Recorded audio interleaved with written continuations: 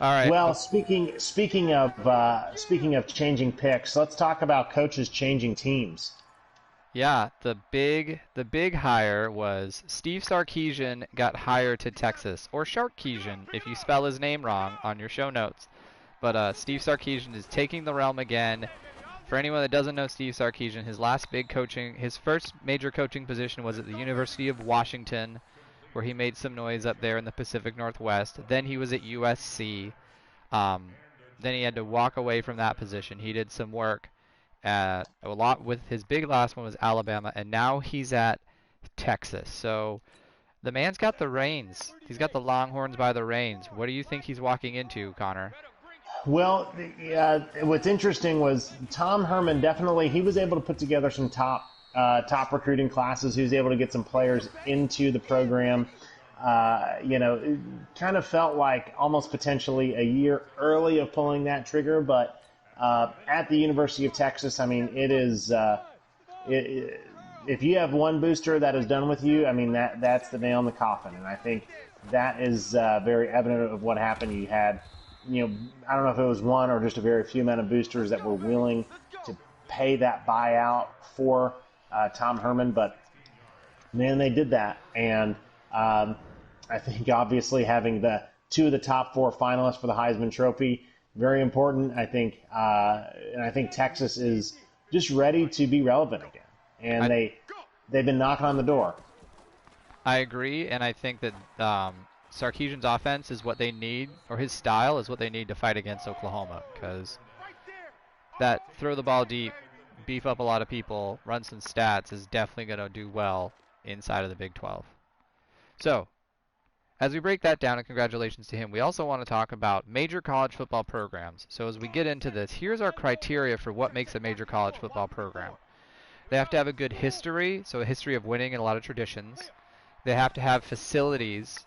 They have to have brand presence and alumni, which in short means not just seeing their stuff in like a Walmart, but when you walk around on a Saturday, you see the shirts of this team walking around you wherever you are. And we're judging them by having success over the past 10 years in recruiting and on the field. So Connor, um, oh, and then we're going to kind of talk about what keeps them major. So Connor, give me one of your teams, then I'll give you one of mine. Who is a top tier team for you? Well, I'll pick the low-hanging fruit. Obviously, we're living in an Alabama world, and I think that is not very good by my tight end there. That totally missed the route. This is a Uh, top draft pick game. this is the number one draft pick game. But no, I think Alabama obviously number one. Uh, 6 college football playoff appearances. Have been in the top 10 in recruiting every year for the past 5 years. They've just got a factory, first round draft picks all over the place, playing for another national championship. I mean, if Nick Saban watches out, he might be seen as the greatest Alabama coach of all time. So, yep, that's my clear number one program in the country. So my number one, I'll give my number one, then my number two. My number one is also Alabama. If it wasn't for two rushing quarterbacks being Cam Newton and Johnny Manziel, they would have, and a weird field goal return at Jordan Hare Stadium, they would have won a lot more games and have a lot more rings. They're consistent. They're in the top 5 recruiting, if not at the top. They take a quarterback like Mac Jones, let him sit for his career. He gets 1 year starting, and then all of a sudden he's a contender for the Heisman Trophy along with a receiver. All of the Atlanta Falcons receiver core is all Alabama players. Is that a pick? Pick, baby. Oh, can I challenge that? We're going to try to challenge that. And while you challenge that, I will share, I dear can't challenge Rutledge. that. Oh, well then you keep talking. Well, anyways, so everything, they're in top of recruiting. They run the table. When you play Bama, it's on TV. You're always the underdog. So that is, plus their facilities are incredible. Saw 24/7 Sports has a great thing of different facilities out there, and Alabama's is probably one of the best. And they have a great alumni base that's going to spend money. They will give, thank you. That's a pick back to me. They'll give money where money is needed. So my number one pick is Alabama. Anything else on Alabama? I wish they weren't as good as they are. right? There's just it'll be interesting to see what happens when Mrs. Saban says it's time to walk away for Nick That's Saban. true. That's true. Yeah, I think another team that it's the two teams we've been talking about, and if you listen to the radio, it's almost a problem for college football. Is the only team who's in the same class as Alabama, the only other team with as many college football playoff appearances as Alabama is with 6 is Clemson, right? They haven't had all 5 of the past 5 years in the top 10 in recruiting, but man, they've been great. They've been great where they've needed to have been great, right? They've been great at quarterback. They've had big time defenses. They've played for national titles. They have been in it, and they have been asking questions at the very end of the season. So, and Rutledge, I don't know, please jump in on some Clemson, but for me, I think in the very, very tip-top tier of college football, I think that's where you draw the line for the A-plus programs. I actually disagree with the second if we're doing 1 through 5 like as an order. My second pick is actually Ohio State. I have Ooh. Clemson as a top tier program, but Ohio State has clearly owned, and I'm sure Luke is going to be very happy to hear me say this, but Ohio State has clearly owned the entire Midwest. There's a reason why the entire conference is horrible, is because all the kids are at Ohio State. Michigan which used to have good recruits until Harbaugh showed that he couldn't do it. They're going to Ohio State. Every time you walk around, what do you see and hear? Ohio State. So I have that. I think Clemson is top tier, but I put Ohio State above them. They've also Yeah, made a bunch of playoff appearances. Urban Meyer built a really good depth, and Ryan Day is showing that it's not a fad, that they're still keeping that culture. Yep, and I would put Ohio State as number 3. I think for some of the reasons that you mentioned, right? Kind of, I think program wise, sort of owning the Midwest. Not just that, but the fact that they're able to go get players from not just in the Midwest. They're a national brand, right? I think that's the big important thing, and I think that has helped them in their recruiting, and I think that has helped them stay relevant. And I think if it weren't for their playoff game last year against Clemson, not this year's rendition, but last year's rendition, where Clemson had that major comeback, I'd probably have Ohio State as number 2. So very, very close, and I think that Ohio State definitely can be and has no reason to drop out of that A type program for sure.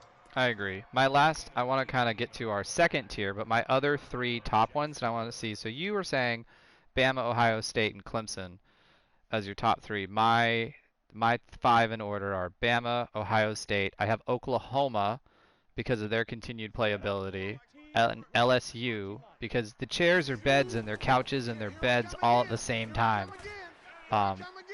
And then Clemson. But with LSU, I want to take a second to defend that. If we remember when before Ed Ogeron, even when LSU and people were questioning the head coach and everything, and they made that move, they were still winning 10 games, and they were still a presence to reckon with. They were just getting absolutely manhandled by Alabama. But one year they even got to play Alabama twice in the championship game when they lost, which is what Texas A&M wish would have happened. So I have LSU as a program. What's your entire top 5 top programs?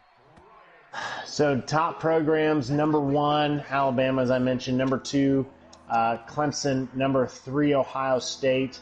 Number 4, Oklahoma, as sort of a Ohio State of the Big 12 region. And then number 5, I think Notre Dame is still that top tier program. I think that there is a definite drop off after between number 4 Oklahoma and Notre Dame, but Notre Dame is still very, very important in the college football rankings and in that process. I like the Notre Dame pick, but I actually have it in our second category. And Connor and I call our second category, these are top programs that are on the way, or as Connor likes to call it, these are your new money teams. They are not the historic, all the ones that we listed, but they're making moves. So my 5 second tier on the way programs are Texas A&M, Oregon, Georgia, based off the fact that they've had some playoff appearances and can recruit. Current Florida now with Dan Mullen. And then I have Notre Dame just because of the fact that they'll run the table in their schedule, but they cannot beat the big opponent. So they can recruit, they can get people, but they just can't beat the big ones. So who are your new money top tier programs that are just on the rise? It's interesting that you call the program with Newt Rockne and all the history of Notre Dame and the history. new money. And, yeah, they're nowadays new money. Yeah, I think that Oregon is definitely in that mix. I put LSU is in that mix of quote new money. I think that I think that the difference between kind of the top tier, top five, and in my opinion, it's really four. Sans Notre Dame, and then this second tier is teams that can go around beating each other and teams that will always lose to the top tier, right? LSU has every now and again, LSU can have success against Alabama probably at roughly the same clip it feels like that Auburn has success against Alabama. Every now and again they'll clip them for sure, but most of the time that's a series dominated by Alabama. But I think you have Oregon in that kind of right knocking on the doorstep. I think you have Texas A&M. I do think that the Florida Gators, due to their proximity to top recruits, are a team that definitely can continue to put it together. And I think that Georgia, for some of those same reasons, being more of a regional power and in relation to top recruits, with an administration that wants that football success, I think puts them in that next tier after those top teams. So we definitely have our second tiers very in common, where we differ on a couple. We just really differ on Notre Dame.